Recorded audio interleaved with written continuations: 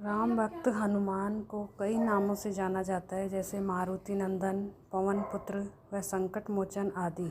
माना जाता है कि वह भगवान शिव के 11वें रुद्र अवतार थे और उनके जन्म का उल्लेख कई पौराणिक कथाओं में मिलता है।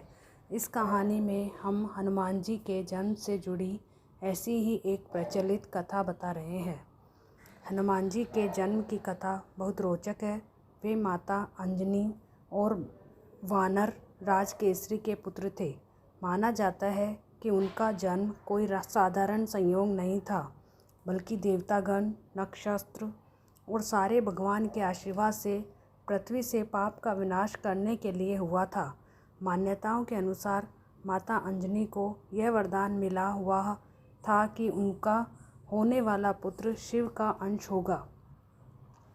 इसके अलावा एक मान्यता यह भी है कि जब बजरंगबली का जन्म हुआ था, उसी समय रावण के घर भी एक पुत्र ने जन्म लिया था।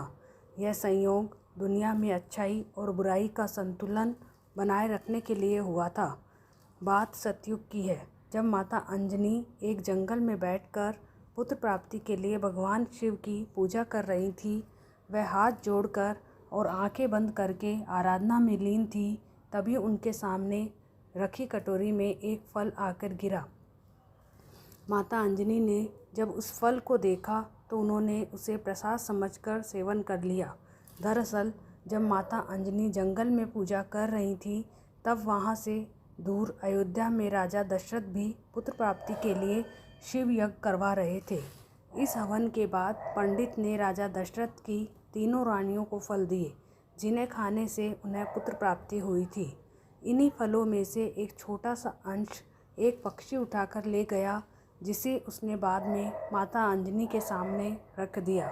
इस प्रकार भगवान शिव के आशीर्वाद से हुआ था केसरी नंदन हनुमान का जन्म।